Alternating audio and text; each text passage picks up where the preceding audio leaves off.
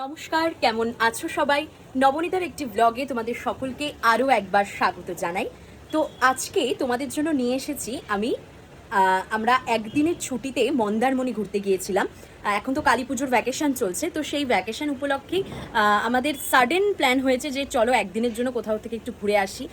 ভীষণ বোর লাগছিল, তো তার জন্য একদিনের ছুটিতে আমরা একদিনের জন্যই গিয়েছিলাম মন্দারমণিতে, এবং প্ল্যানটাও হয়েছিল এক রাতের মধ্যে। তো যাই হোক, সেই পুরো ব্লগটা এখন আমি তোমাদের সঙ্গে শেয়ার করছি। আমি এই ভিডিওটা এখন যেটা শ্যুট করছি সেটা আমি ঘুরে এসে তারপর শ্যুট করছি, বাট পুরো ব্লগটা তোমাদের জন্য রইলো, তোমরা দেখতে থাকো। এবং আজকে মন্দারমণিতে আমরা কোন হোটেলে থাকছি, কিভাবে ঘুরছি, কিভাবে মজা করছি, সব ডিটেলস তোমাদের জন্য থাকছে। আর হোটেলের নাম্বারও কিন্তু ডেসক্রিপশন বক্স এবং ভিডিওতে আমি দিয়ে দেবো। তোমাদের যদি ভালো লাগে তোমরা কিন্তু অবশ্যই সেখানে যেতে পারো। তো চলো ভিডিওটা পুরোটা দেখে নাও। দিনটা ছিল 18ই অক্টোবর, রবিবার, অর্থাৎ কালী পুজোর সময়। আর সেই সময় কলেজে চলছে কালী পুজোর ভ্যাকেশন। তাই একদিনের ছুটিতে আমরা পরিবারের সঙ্গে প্ল্যানিং করে বেরিয়ে পড়লাম মন্দারমণির উদ্দেশ্যে। আমাদের প্রত্যেকেরই এই ব্যস্ততম জীবনে রিফ্রেশমেন্টের ভীষণ দরকার পড়ে। তাই রিফ্রেশমেন্ট হিসেবে আমি বরাবরই সমুদ্রে যেতে পছন্দ করি, কারণ এই অল্প সময়ে সমুদ্র ছাড়া আর কোথাও ঘোরার মতন অপশন আমার কাছে নেই। তার জন্য আমরা সবাই মিলে বেরিয়ে পড়লাম মন্দারমণির উদ্দেশ্যে। দীঘা তো অনেকবার হয়েছে, তাই ভাবলাম আমরা খুব অল্প খরচে এবার মন্দারমণি ঘুরব। কিন্তু মন্দারমণি তো ভীষণ একটা এক্সপেন্সিভ জায়গা। সেখানে অল্প খরচে ঘোরার জন্য আমরা সবাই মিলে সোশ্যাল মিডিয়ায় একটু খোঁজ শুরু করলাম। আর তখনই খোঁজ পেলাম আমাদের আজকের এই এলিট মন্দারমণি রিসর্টের, যেখানে একদম অল্প প্রাইসে একদম রয়্যাল অ্যাম্বিয়েন্সের রুমে তোমরা থাকতে পারবে। আর তার সাথে রয়েছে খাওয়া দাওয়া। আকাশে একার পাশাপাশি বসতেছে গেছো বুঝে। আমি বলি তবে যখন গেছো বুঝে নেও না নিজে বাবা খুঁজে চৌনা বাবা দাঁড়া আগে কি গো বাবা, চৌনা বাবা তোর মার্কেটটাই ভিডিও করে কালকে বলবে পরশু একা, পরশু বলবে ভুলে গেছি যা। এবার তার পাওগি তার পালো हम तड़प तड़प कर भी तुम्हारे गीत गाएंगे, ठुकराओगे ठुकरा लो। যাওয়ার পথে কোলাঘাটে দাঁড়িয়ে আমরা সকালের খাবারটা সেরে ফেললাম। আর তারপরেই আমরা গাড়িতে ভীষণ মজা করতে করতে এসে পৌঁছালাম আমাদের ডেস্টিনেশন এলিট মন্দারমণি রিসর্টে। এই রিসর্টটা সমুদ্রের খুব কাছে, এবং তোমরা দেখতেই পাচ্ছ রিসর্টটা বাইরে থেকে কতটা সুন্দর। আর এর সামনে এই সাথে রেস্টুরেন্ট ধরে একটুখানি এগিয়ে গেলেই এই রিসর্টের প্রাইভেট সি বিচ রয়েছে। তো আমরা আমাদের রুমে ঢোকার আগে ডিসাইড করলাম যে চলো আগে একটু সমুদ্রটা দেখে আসি। তো সেই সময় তো সমুদ্রটা ভীষণ সুন্দর লাগছিল। আর এত দিন এই ব্যস্ততম জীবনে কাটানোর পরে এই সমুদ্রে এসে আমাদের কিন্তু ভীষণ ভালো লাগছিল।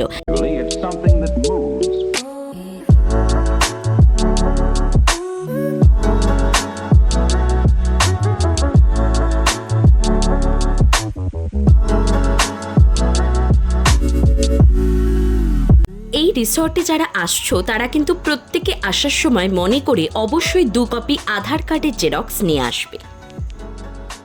এদের রুফটপে এত সুন্দর একটা ডাইনিং প্লেস রয়েছে, যেখানে তোমরা এখানকার স্ন্যাক্স আর শুধুমাত্র স্ন্যাক্সটা আর হচ্ছে ড্রিঙ্কস এগুলো তোমরা এখানে খেতে পারো।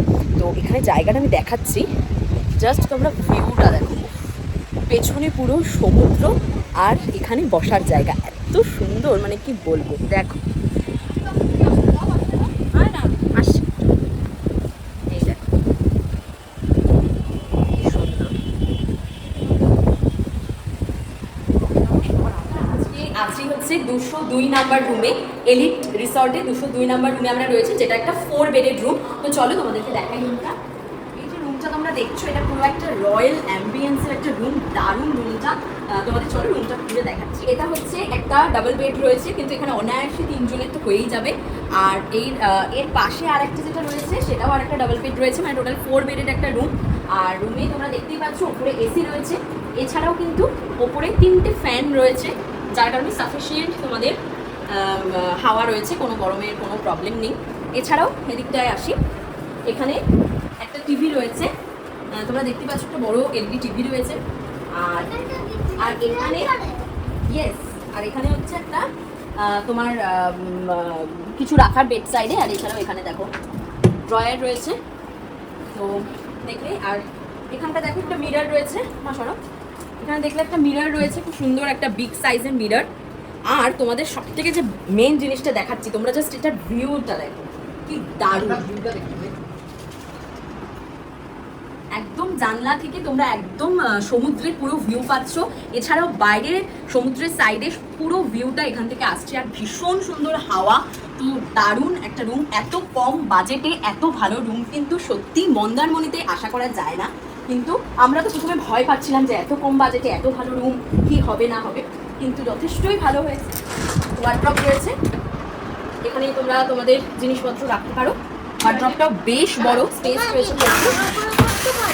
হ্যাঁ, এবার তোমাদেরকে আমি টয়লেটটা দেখাচ্ছি।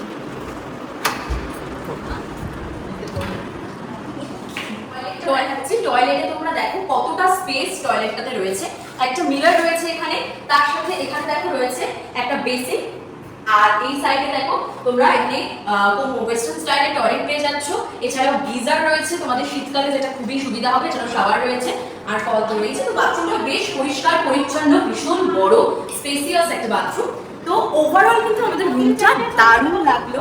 এই সাইডে একটা উইন্ডো রয়েছে, যেটা পাশের হোটেলের ভিউ রয়েছে এখানে। বাট পুরো ওভারঅল বাথরুম আমাদের। তোমরা তো রুমটা দেখলেই কতটা সুন্দর এবং রয়্যাল অ্যাম্বিয়েন্সের একটা রুম। আর মাত্র 1500 টাকায় এই রুমটা তোমরা পেয়ে যাচ্ছ মন্দারমণিতে। মন্দারমণিতে 1500 টাকায় এত ভালো রুম কিন্তু আশাই করা যায় না। তো আমরা তো রুমটা নিয়ে ভীষণ স্যাটিসফাইড। আর তারপরেই আমরা চলে আসলাম একটু সমুদ্র দর্শনে। আমাদের কিন্তু এখনও দুপুরের খাওয়া বাকি, কিন্তু খাবার আগেই আমরা ঠিক করলাম যে সমুদ্র থেকে একটু ঘুরে আসব। তো সমুদ্রে তো তোমরা দেখতেই পাচ্ছ আমরা ভীষণ মজা করছি। আর তার সাথে আমি আমার চ্যানেলের জন্য কয়েকটা ডান্স ভিডিও শ্যুট করে নিলাম। সেটা তো আমার ইউটিউব চ্যানেলে পোস্ট করাই রয়েছে। তো তোমরা চাইলে আমি ডেসক্রিপশনে লিংক দিয়ে দেবো, তোমরা গিয়ে দেখে আসতে পারো।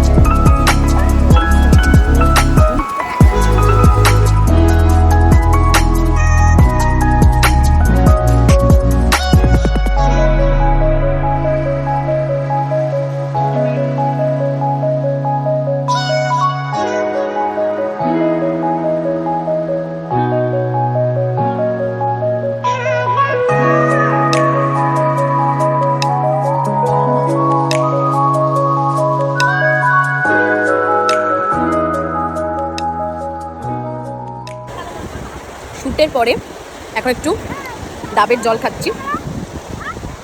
শ্যুটে প্রচুর পরিশ্রম হয়ে গেছে।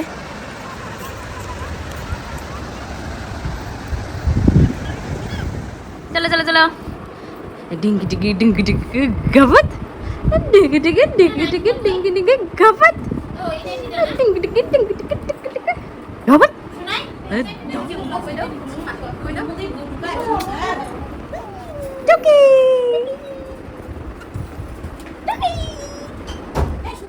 এলিট মন্দারমণি রিসর্টের রুম নিয়ে তো আমরা খুবই স্যাটিসফাইড, কিন্তু এবারে আসি এদের খাওয়া দাওয়াতে।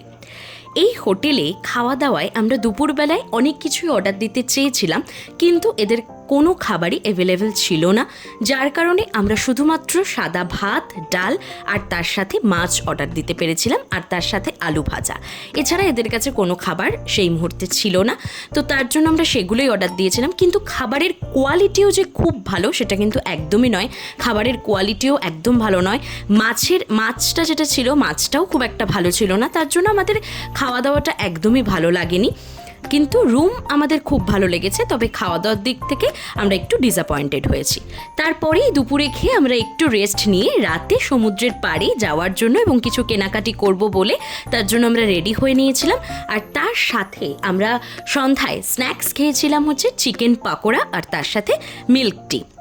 তো সেই চা খেতে খেতে আর চিকেন পকোড়া খেতে খেতে আমরা সবাই মিলে আজকে সারা দিনের গল্প করছিলাম, ভীষণ হাসি মজা করছিলাম।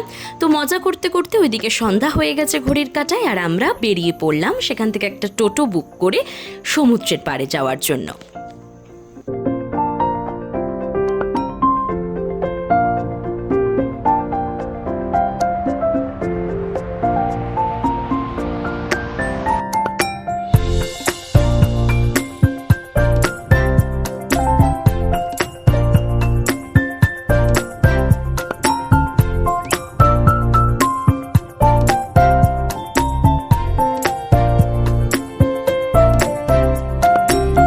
রাত্রিবেলা দেখলেই যে মাসি নাই, তো আলমারি খুলে ভিডিও চালু করেছে, তারপর যা করলো কাঁদলো।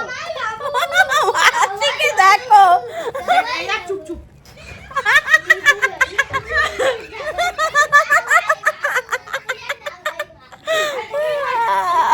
আরে ও মা, মাসি ট্রলি ফলি সব। তোমরা তো দেখলেই যে আমরা কতটা হাসি মজা করে কাটালাম, আর কোথাও ঘুরতে আসলে আমরা নিজেদের মধ্যে এভাবেই মজা করে কাটাই। তো মজা করতে করতে আমাদের একটা দিন এভাবেই চলে গেল, আর আমরা রাতের ডিনারটা এবার সেরে ফেললাম। আর ডিনারটা কিন্তু আমরা ঘরেই নিয়ে নিয়েছিলাম, তো এদের কাছে সেই ভাত, ডাল আর মাছ ছাড়া সেরকম কোনো অপশানই ছিল না, যার কারণে আমরা ফ্রাইড রাইস আর চিলি চিকেনটা অর্ডার করেছিলাম। তো রাতের খাবারটা খেয়ে আবার ঘুমিয়ে পরের দিন সকাল, এবং আজকেই আমাদের কিন্তু বাড়ি ফেরার পালা। তো সকালবেলায় আমরা রেডি হয়ে নিলাম, আর তার মধ্যে দিয়ে আমরা ব্রেকফাস্টটা সেরে ফেলেছিলাম, কিন্তু সেটার ভিডিও করা হয়নি। ব্রেকফাস্টেও এরকম লুচি, তরকারি, তার সঙ্গে ব্রেড অমলেট, ম্যাগি, এই অপশানগুলো ছিল। যে যেটা নিতে চায় সে সেটা নিতে পারে। কোথায় যাচ্ছ? কেন থাকবা না? তুমি নাকি বললা যে তুমি সমুদ্রেই থাকবা। হ্যাঁ ঠিক বলেছো, আমি সমুদ্রে ডুবে থাকবো। তার সমুদ্রে ডুবে থাকবা, তাহলে বাড়ি যাচ্ছ কেন? ওই যে সমুদ্রে তো যাবো, তাই জন্য জামা পরে যাচ্ছি। কেউ যদি আমায় প্রশ্ন করে পাহাড় নাকি সমুদ্র, তাহলে আমি অবশ্যই বলবো পাহাড়, কিন্তু আমি সবসময় সমুদ্রে যাই। তার কারণ আমাদের এই ব্যস্ততম জীবনে এত অল্প সময়ের ব্যবধানে পাহাড়ে যাওয়াটা কিন্তু সবসময় সম্ভব হয়ে ওঠে না। আর তাছাড়াও পাহাড়ে যেতে গেলে একটা হিউজ বাজেটেরও প্রয়োজন হয়, যেটা সবসময় করা সম্ভব হয় না। তো তার জন্যই আমরা এই অল্প দিনের ছুটির জন্য এই সমুদ্রকেই বেছে নিই। তো আজকে আমি মন্দারমণির ভিডিওটা আপলোড করলাম, যদিও আমি এটা গিয়েছিলাম কালী পুজোর সময়, আর এখন আমি এটা আপলোড করছি। তোমরা তো জানোই আমার ভিডিও এডিট করে আপলোড করতে অনেকটা সময় লেগে যায় আমার প্রফেশনের জন্য, তো তার জন্য এতটা লেটে এটা আপলোড করলাম। এছাড়াও আমি ইতিমধ্যে দীঘা আর পুরীতে গিয়েছি, তো সেই ভিডিওগুলোও আমি একে একে আপলোড করব আমার চ্যানেলে।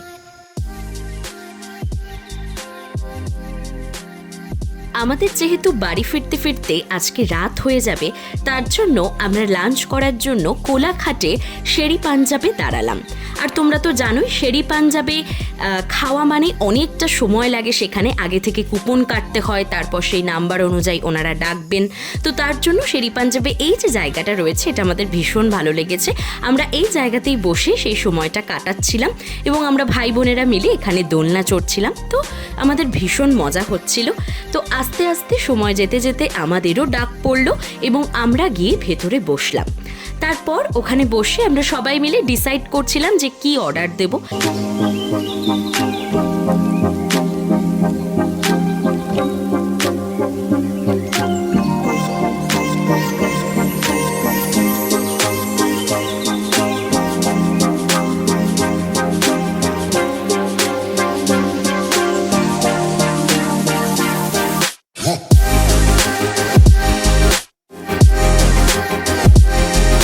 যেহেতু তখন দুপুরবেলা ভালোই গরম লাগছিল, তার জন্য আমরা একদম বাঙালি থালি অর্ডার দিয়েছিলাম, যার মধ্যে ছিল ভাত, ডাল, একটা তরকারি, ভাজা, সবজি এবং তার সাথে স্যালাড ছিল।